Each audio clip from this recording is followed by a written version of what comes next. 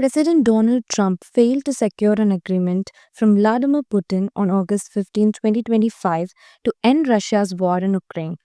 Mr. Putin got a red carpet welcome and even rode in Trump's presidential limousine from the tarmac to the summit venue. Putin, who spoke first after the meeting concluded, lauded the historical relationship between the United States, Russia, and the former Soviet Union, recalling joint missions conducted by the two countries during World War II.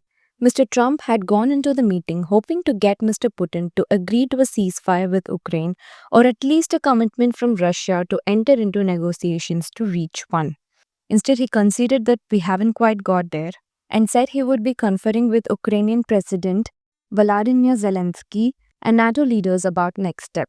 The US president had wanted to display his deal-making skills, while Mr. Putin wanted to negotiate a deal that would cement Russia's gains, block Kyiv's bid to join the NATO military alliance, and eventually pull Ukraine back into Moscow's orbit. Both men said the talks were productive, but the lack of any announcement of solid achievements was revealing. The news conference ended up being less than 15 minutes of rather standard diplomatic comments and gave no indication that any concrete results were achieved.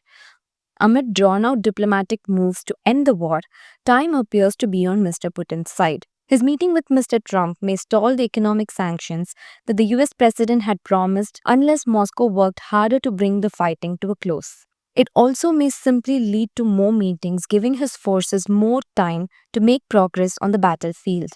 After the two leaders met, Donald Trump insisted that the onus going forward might be on Ukrainian President Zelensky to get it done. Although not altogether surprising considering their long-time friendly relationship, such outward friendliness likely raised concern from Zelensky and European leaders who fear that Mr. Trump is primarily focusing on furthering US interests and not pressing hard enough for Ukraine's. Meanwhile, offering his congratulations on Independence Day, Ukrainian president made a pitch for India to play a role in resolving the Russia-Ukraine conflict.